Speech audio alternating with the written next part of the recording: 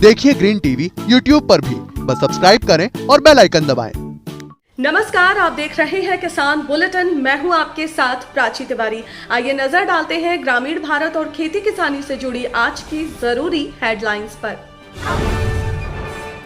Nano urea के बाद अब नैनो डीएपी पर सरकार की नजर। कम समय में किसानों के बीच लोकप्रिय हुआ नैनो यूरिया। नुआखाई उत्सव पर सरकार ने किसानों को बांटे 2000 रुपए। साल 2020-21 में की थी योजना की शुरुआत। बंजर जमीन पर सौर यंत्र लगवाने पर सरकार दे रही है 90% की सब्सिडी।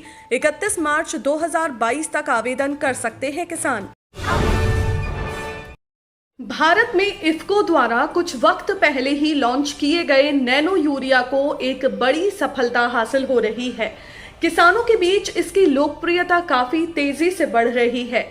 ऐसे में अब सरकार द्वारा नैनो डीएपी को लेकर भी काफी जोर दिया जा रहा है।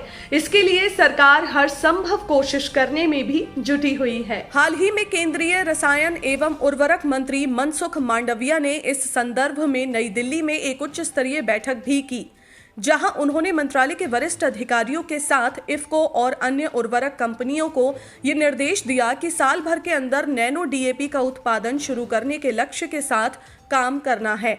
खबर की माने तो फिलहाल करीब 2000 खेतों में अभी नैनो डीएपी का फील्ड ट्रायल किया जा रहा है। इस ट्रायल में अभी तक ये बात सामने आई है कि जिन फसलों में नैनो डीएपी का इस्तेमाल किया गया है उनकी जड़ों का काफी बेहतर विकास हुआ है। खबरों की माने तो ये ट्रायल अभी करीब 2 दर्जन फसलों पर किए जा रहे हैं। ऐसी उम्मीद भी की जा रही है कि नैनो यूरिया की ही तरह नैनो डीएपी भी कम समय में किसानों के बीच अपनी अच्छी पहुंच बनाने में सफलता हासिल करेगा।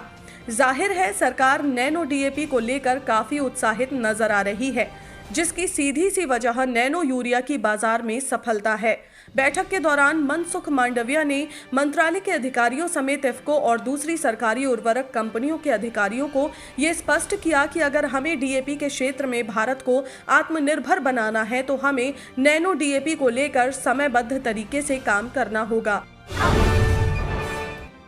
ओडिशा के मशहूर और प्रमुख उत्सव नुआखाई के मौके पर राज्य के मुख्यमंत्री नवीन पटनायक ने बीते शनिवार को ही प्रदेश के किसानों को बड़ी सौगात दी है। दरअसल त्योहार के मौके पर सीएम ने रबी फसल के लिए चलाई जा रही कालिया योजना के तहत 37,12,914 छोटे और सीमांत किसान परिवारों को 742 करोड़ रुपए वितरित किए हैं। इस खास मौके पर सीएम नवीन पटनायक ने कहा कि किसानों की समस्याएं केवल उनकी नहीं बल्कि पूरे राज्य की समस्याएं हैं।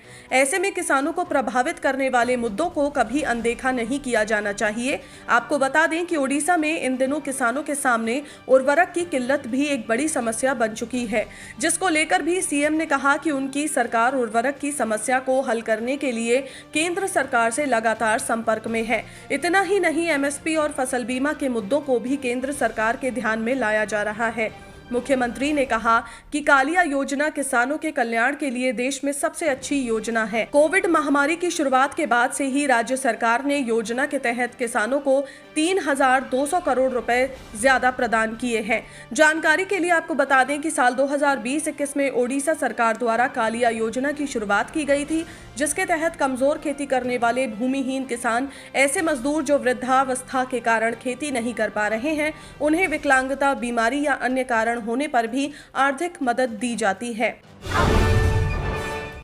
बिजली की समस्या से बचने और किसानों की आय बढ़ाने के लिए सरकार द्वारा कुसुम योजना की शुरुआत की गई थी। राजस्थान में भी इस साल कुसुम कंपोनेंट ए योजना के तहत किसानों से उनके आवेदन मांगे गए थे, जिसके तहत किसानों को उनकी बंजर या फिर बेकार पड़ी जमीनों पर सौर यंत्र लगाने के लिए सरकार की तरफ से प्रोत्साहित किया जा रहा है। सरकार द्वारा किसानों को सौर यंत्र लगाने के लिए 90% का अनुदान भी दिया जा रहा है, यानी कि इसे लगाने में आने वाली कुल लागत का केवल 10% हिस्सा ही किसान भाइयों को खर्च करना होगा, जबकि बाकी 90 में से 30% खर्च केंद्र सरकार, 30% राज्य सरकार और 30% कृषि उपभोक्ताओं को लोन के रूप में नाबार्ड या अन्य बैंकिंग संस्थान फाइनेंस करेगा। जहां पहले राजस्थान सरकार द्वारा इस योजना के तहत आवेदन करने की आखिरी तारीख 7 जुलाई 2021 रखी गई थी, तो वहीं अब इसे बढ़ाकर 31 मार्च 2022 कर दिया गया है। यानी कि सरकार ने अब किसानों को योजना का लाभ देने के लिए करीब 6 महीने का समय और दे दिया है। खास बात यह है कि जिन किसानों ने योजना के लिए बैंक में सुरक्षा राशि जमा की थी और उन्हें किसी वजह से लोन नहीं मिल पाया था, ऐसे किसानों के पैसे भी अब वापस किए जा रहे हैं।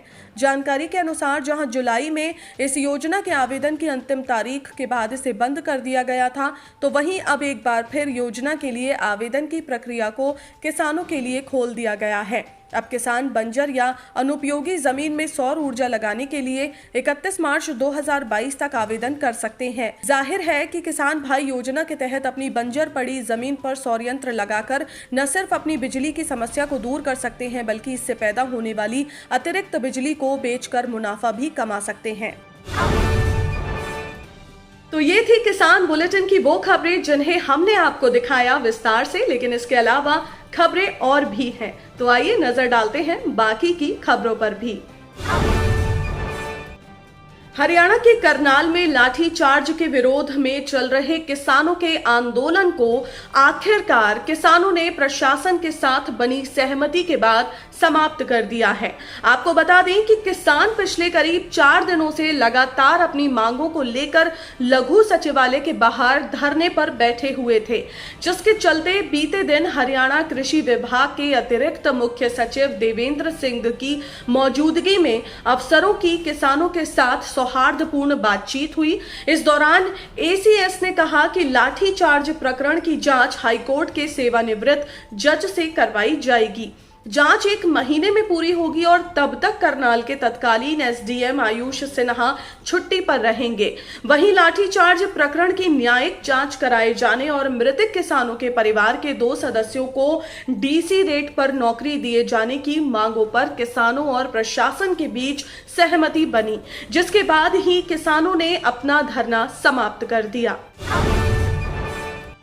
जहां एक तरफ सरकार नई योजनाओं के जरिए ऐसी कोशिशों में जुटी है कि किसानों के सिर से कर्ज का बोझ कम कर उन्हें खेती में मुनाफा दिलाया जा सके, तो वहीं दूसरी तरफ अभी हाल ही में राष्ट्रीय सांख्यिकी कार्यालय द्वारा जारी की गई एक रिपोर्ट के अनुसार अब भी देश के लाखों किसान कर्ज के बोझ तले दबे हैं।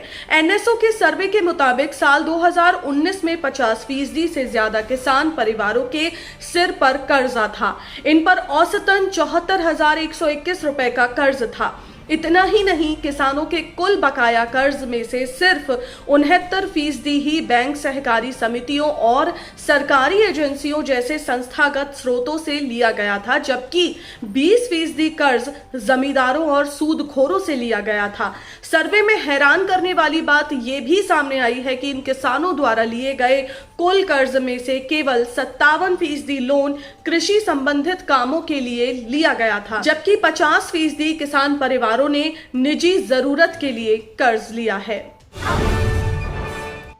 बीते शनिवार को उत्तर प्रदेश में NH 119 मेरठ पौड़ी हाईवे के किसानों ने गंगानगर स्थित सीओ सदर देहात कार्यालय पर एडीएम, LA और SDM सदर को चारों ओर से घेर लिया। उसके बाद सलारपुर, जलालपुर के किसानों ने अधिकारियों के साथ बैठक कर उन्हें 2 टूक में जवाब देते हुए कहा कि वो आर्बिट्रेशन सुनने से पहले उचित मुआवजा मिलने तक अपनी जमीन नहीं छोड़ेंगे।